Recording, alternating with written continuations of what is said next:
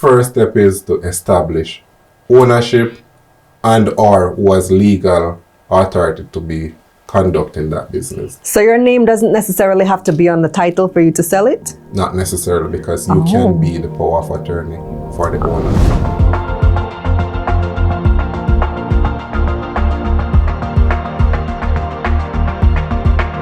This episode is brought to you by the University of the Commonwealth Caribbean. Do you have a property for sale, but you just don't have any takers? It's been sitting there for months, maybe years?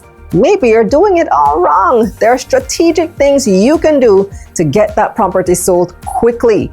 I'm Kalilah Reynolds, and welcome to The Property Source, powered by REMAX Elite Realty. On this episode, we're talking to REMAX Elite Realty agent, Andrew Duncan. Hi, Andrew. Welcome to The Property Source. Hi, thanks for having me, Kalilah. So I hear you're the man if I want to list my property. Is that true? First of all, you're the person I should come to? Well, sure. My job is to help who I can help. That's how I do it. I try and help as many persons as I can. Awesome. All right. So let's say I have a property that I want to sell. Maybe I inherited it from my parents, or for some reason I want to sell. What's the first step? So the first step from a professional perspective is we try to establish ownership or who has legal authority to sell the property. So somebody calls me about a property they want to sell. The first thing I will ask is for a copy of the title, to look at that to see whose name is on the title. And also, because in some cases your name might not be on the title, but one, you can maybe have a power of attorney or through a will. So for instance, as you just said, parents, you inherited this property. So maybe your name is not on the property as yet, but there's a probate.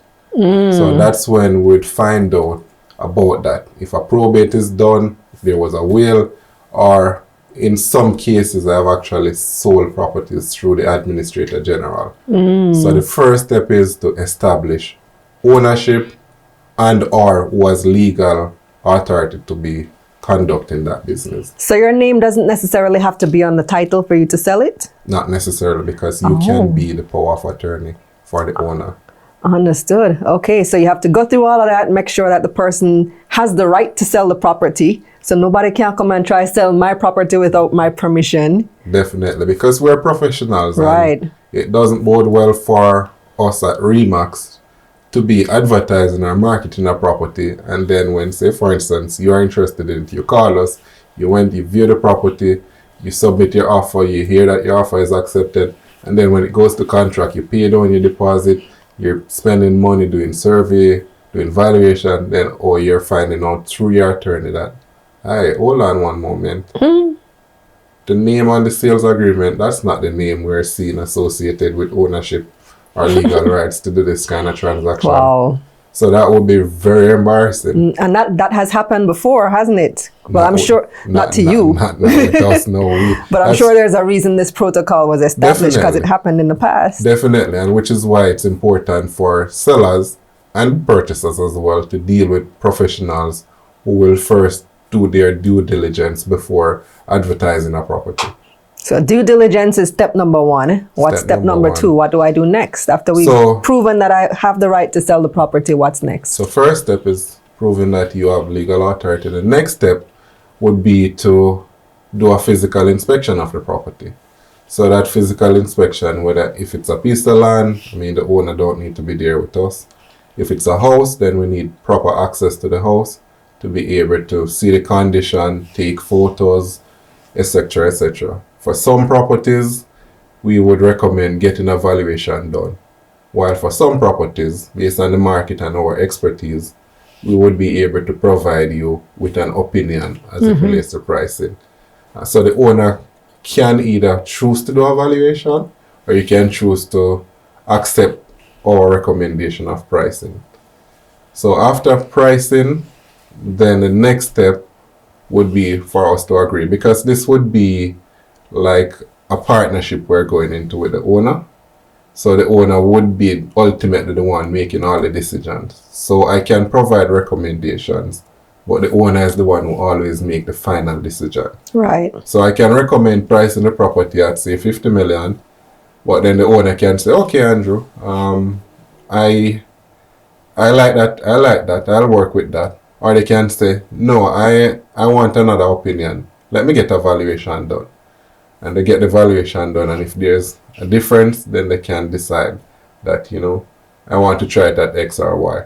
Or they can you can give them a recommendation of 50 million and they have it that I want 70 million for this property and I will not sell it if I'm not getting 70 million. So the next step is determining pricing, and once we determine pricing, then we can have our contract signed and we can go on the market with the property. So I think we missed a step. So before all of that, you contact your REMAX agent first, right? No, the first step is contact your agent. Right. That's the first So step. first thing I want to list my property, first thing I got to do is call you. Call your agent, yeah. And then you take me through the other steps. So I call Definitely. you, and then you do your due diligence to find out if I have the permission to sell the property, and then valuation, and then you said third is contract. Sure. So what's that process entail? All right, so the contract is really the agreement between the seller or the person who has the legal authority to sell and the real estate brokerage. So the contract basically in a nutshell entails the brokerage having the authority to represent the seller for in advertising the property with a view to get a sale. So that will speak to the terms of the contract as it relates to commission. Generally, commission is a percentage. Most times it's between 3 and 6% depending on the type of property. And once we have that agreement, then we know that the responsibility of the agent is to advertise the property, facilitate showings of the property, and then if there's interested persons, negotiate a sale through making an offer to the owner who can then accept, counter offer, or reject based on the numbers that we're looking at. So you said the commission is usually between 3 and 6% depending on the type of property. What do you mean? Is that residential versus commercial, or what influences the commission that you would earn? All right, so it's standard practice now for developments, especially when we're getting multiple units to sell for the same person. Generally, at least 5 units, that will accept a 3% commission based on the bulk of business that we're getting from the one person. In other instances, between 5 and 6%. For most lots that I sell, it's generally a 6% commission. While for buildings, whether house or commercial building, it's generally a 5% commission. So that's more or less what we should expect if we're trying to sell. Definitely. Okay. All right. So now you have the property. Well, the property, I should say, is in your hands. You don't have the property. It's in your hands. Definitely. What are you going to do, or what should I expect of you in trying to sell this property on my behalf? So, in the initial conversation, relisting the property, I would generally lay out the expectation on my end, as well as share my thoughts and the expectation for the seller. So I will have certain expectation as it relates to access, getting access to the property, and what kind of timelines I would expect to be able to get access. So for instance, somebody reaches out to me and wants to view the property. I want to have an expectation that I know that I need 24 hours notice, I need 3 days notice.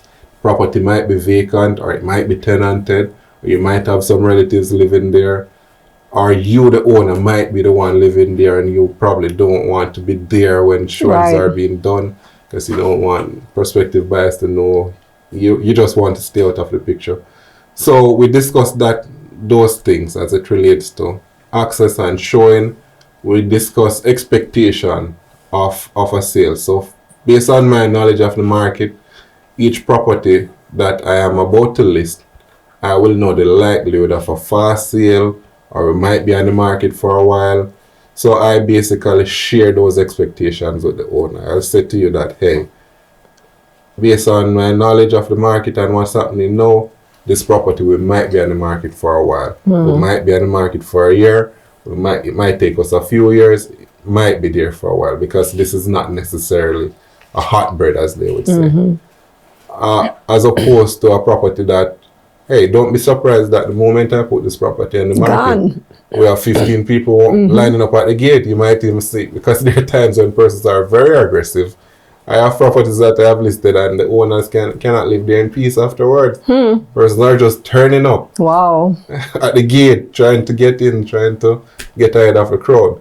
So it's about laying that kind of expectation, the likelihood, I think, based on our price point and the property, of what we will expect going forward as it relates to some of the activities to try and help sell the property. So I am doing a lot of mail out now, where once I get select properties or a group of properties, I'm mailing out to our entire database, which is very effective. That's exposure. Also, we do open houses, collaboration with the banks on those open houses, so we tap into the bank's database. So we do that kind of activity as well.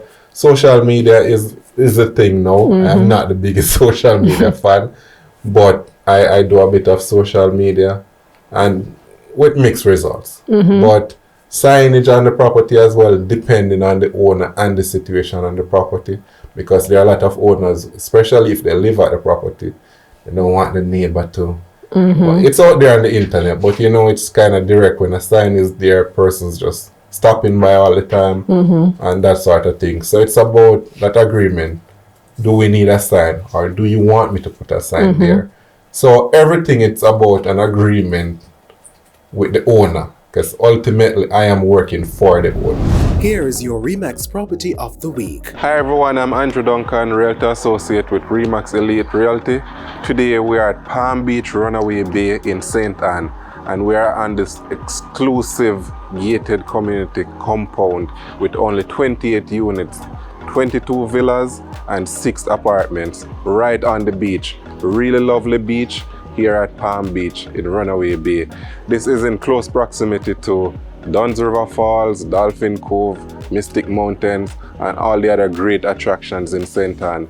But within this development, you have everything at your fingertips. You will have a swimming pool, gym, jogging trail, tennis courts, and the units are really ultra modern with high-end finishes and very spacious. So the units, the villas, are 5 bedrooms with a 2-bedroom helper's quarter. The 5-bedroom is sectioned into a 4-bedroom main house and a 1-bedroom standalone villa.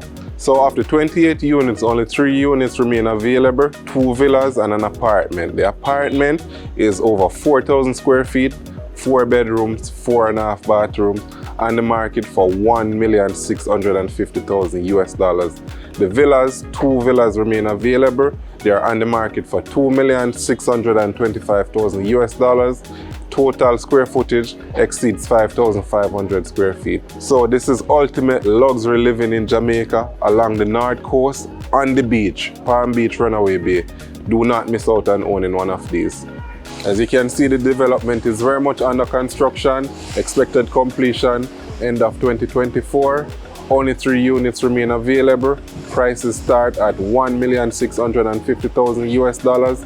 Call me today to get your unit at 876-995-5444 or 876-412-0113. For more details, you can also email me at aduncan@remax-elite.com.jm. So what makes a property in today's market very attractive? Like, what would make my property sell quickly? First, real estate. The first rule of real estate is location. So you cannot avoid that. So depending on where the property is, that's the first thing. And then after location, it's about price. Is this a practical price? Does it make sense? So those are the 2 main things that will determine if your property is likely to sell. And then there are some types of properties too that just generally don't do well on the market. Like what? Number 1 property that don't do well on the market these days, it's large unfinished houses. Because I was sharing with a colleague earlier today, that's one of the only scenarios where basically nobody really wins in that sort of scenario. Because generally, an owner who's selling a large unfinished house basically would have spent X amount to get it to where it is, and they are now trying to recoup what they have spent in it. And a lot of the times you realize that based on what they have spent and based on the projected market value at this point, a buyer would not be prepared to spend that kind of money for it. And if they do, and then they have to spend some more money to modify it or to finish it, you find out that most times the valuation is not matching back to all the money spent on it. So those are some of the hardest properties to sell. So would you say it makes sense to just finish the house and then try sell it? I know sometimes why people try to sell it is because they run out of money. Definitely. As well as challenges with contractors, with workmen, with, you know, some of the time the tradesmen in Jamaica, they really let themselves down. And, you know, a lot of our persons doing real estate in Jamaica, they are not physically here. They're overseas and they send their money relying on persons to get this done, that done. And then when they come and check on the progress, it's nowhere near where they were expecting. So that's a common challenge. But notwithstanding that, sometimes real estate, unfortunately, is this thing that most times you win, sometimes you lose as well. What's the easiest type of property to sell right now? What's hot bread? Just gone. Hot bread is any house along the North Coast in a gated community that's priced properly, that's close to the ocean or has ocean view. That's hot bread. Very hot bread, you would call it. Who's buying it? The unfortunate thing is that a lot of the properties locals cannot afford. So unfortunately, persons in the diaspora, they are the ones doing most of the purchasing now. Well, at least it's still Jamaicans. Definitely. A lot of Jamaicans abroad are buying. Yeah, it's mostly Jamaicans. From experience, mostly Jamaicans. Rarely you see non-Jamaicans buying. Well, most of the purchases is being done by Jamaicans who have lived overseas for 20, 30, 40 years. They want something here or they're planning to return home fully soon. What about the corporate area? All these apartments are going on, quote-unquote luxury apartments. Are they really selling? Surprisingly, we have been having this conversation for years. They are still selling, but based on our projections, we just cannot see where that will continue for the foreseeable future, because it's just a lot of the same kind of product.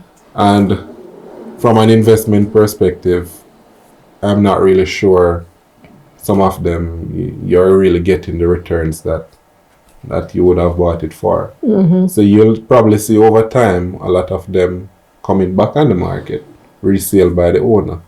Because, for instance, if they bought it for investment and you're not getting the returns on the investment that they're projected, then that's a good thing about real estate. It's this continuous cycle. It will never stop. Somebody bought something for that purpose, it's not serving that purpose, they sell it. And the person they're selling it to will try it. And you see that it works or it doesn't work. But sure, there is a surplus of apartments in Kingston, the corporate area. And they are still being bought by a lot of persons in the diaspora as well. So how do I make my property more attractive for sale if I'm trying to sell quickly? If you're trying to sell quickly, standard things like painting the property and allowing it to look bright and fresh, I think that's the first thing that we would generally recommend. A property that looks bright and new and shiny and crisp. No, it's not new, but it just gives that leaves that kind of impression on you that this is a nice new shiny thing. It's moving ready, as you would say. So once it looks moving ready, then that's the quickest way to sell it, because nobody wants to spend 50 million and then spend 10 more million fixing it up. Exactly. Nobody wants to be doing that. Exactly. Right. So when it comes to advertising, you said that you as the agent, that's your purview. That's what you do. Definitely. And the brokerage. Can I still also do my own advertising? Well, generally, we always push to get an exclusive listing, or what we call a MLS, multiple listing services listing, where that kind of listing, it's listed through one agent or one brokerage, but it gives exposure to the entire real estate database here in Jamaica, because it's been displayed on all the other affiliate companies' website, which at this point is more than 100 companies. So it's displayed on all those sites, plus it feeds to realtor.com, which is probably the number one worldwide real estate site that purchasers go to when they're looking to buy properties all over the world. So when we're doing all of that, and then other marketing that we might do, signage, collaborations, social media sponsored ads, mail outs, all of that.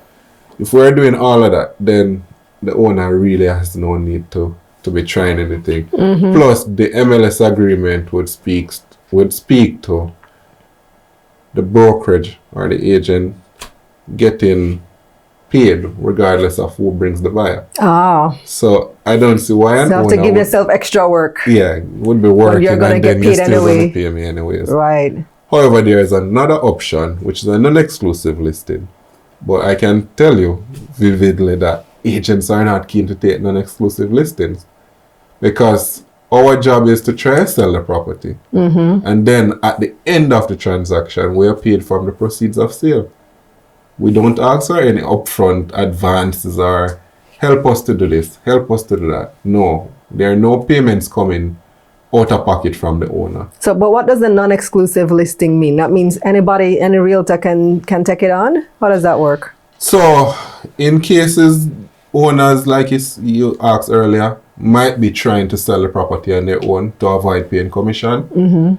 But they might say, you know what, if you bring me a buyer, I'll pay you. So basically, in a nutshell, that's what the non-exclusive listing is about. So there is no exclusivity to it. You are not obligated to pay if the agent, that said agent that you have that agreement with, does not bring you a buyer. So you're allowed to do whatever you want. If 10 other agent comes to you, approach you with a buyer, you can engage with them, knowing that you will not be obligated to pay to the other agent who has this non-exclusive contract. But then that takes away your motivation. Definitely. So, which is the conversation that I've always said it to almost all owners who engage me about real estate, that you don't necessarily have to give me, Andrew Duncan, your property to list. But if you really want the result, find a good agent. There are many of us out here.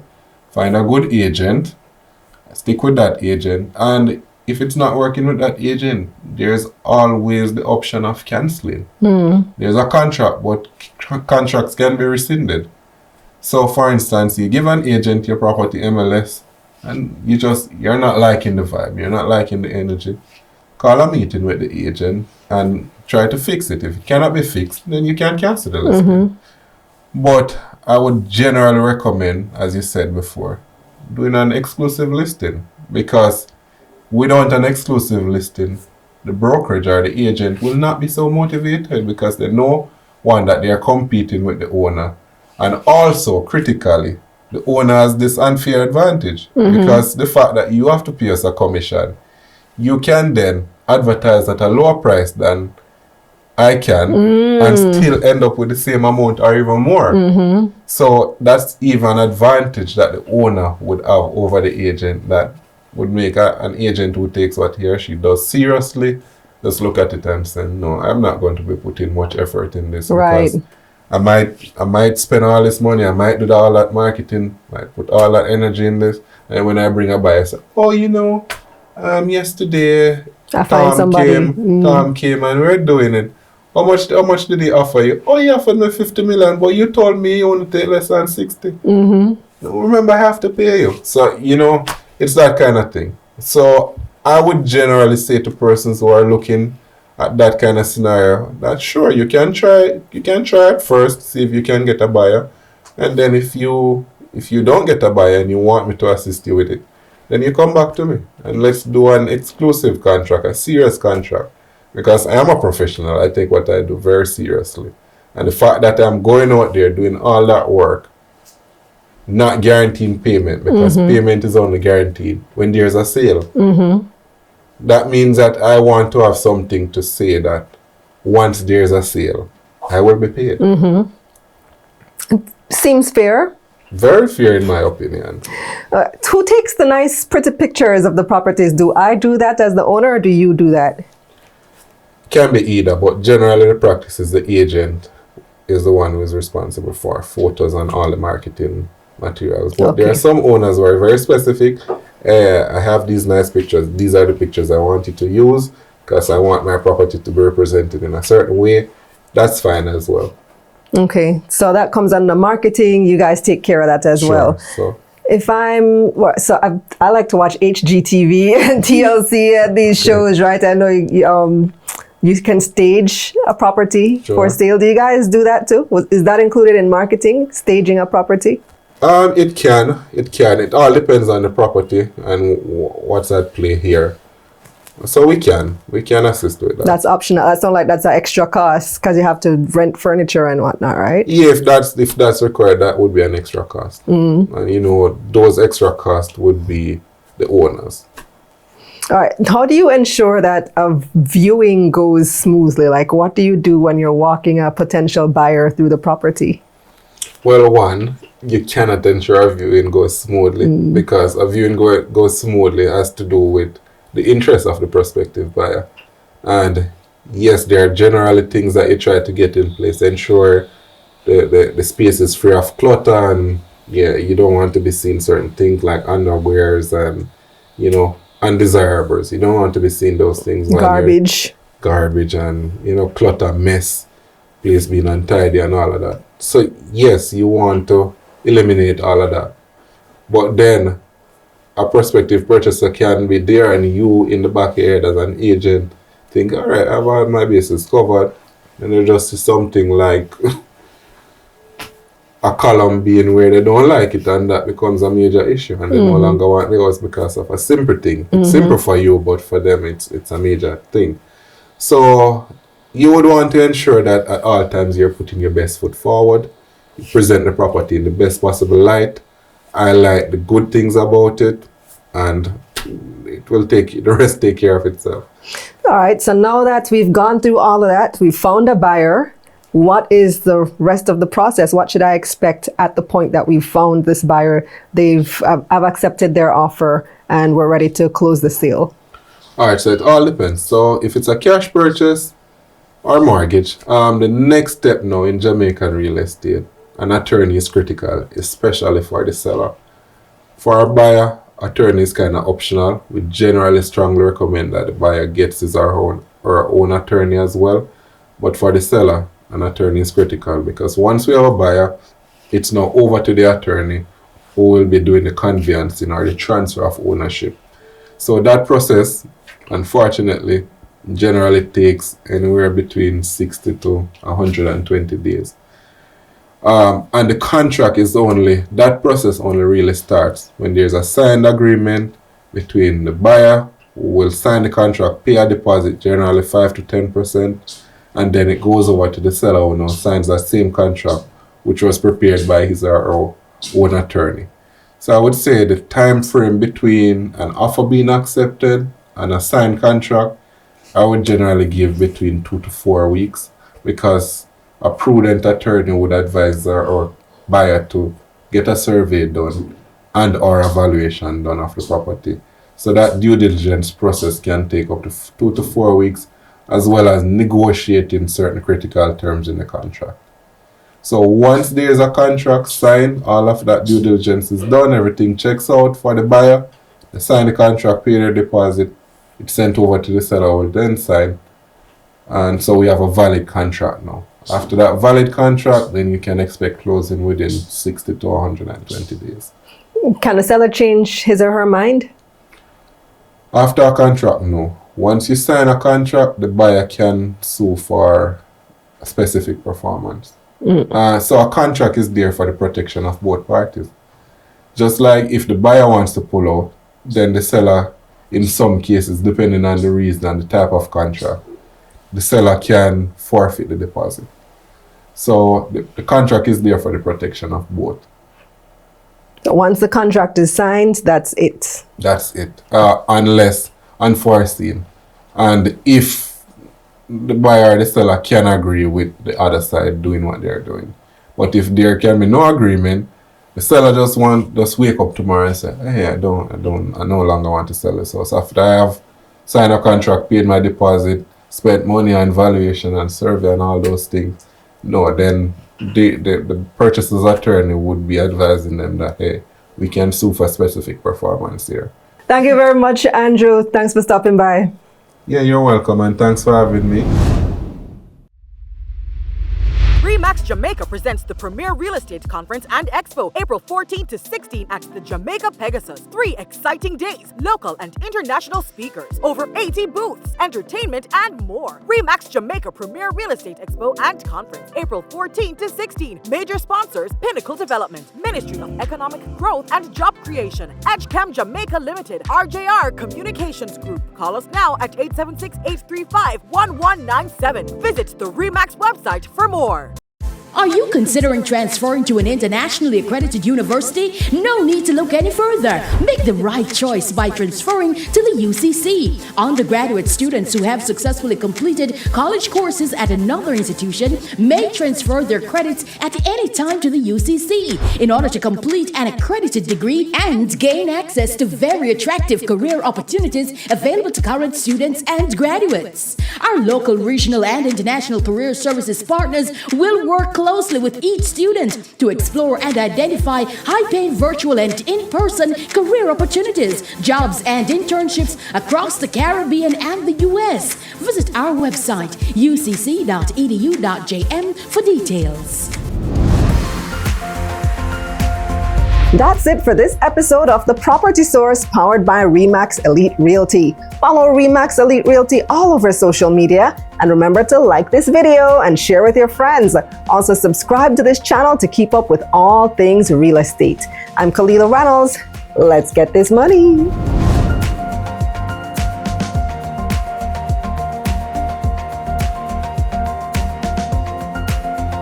Let's get this money.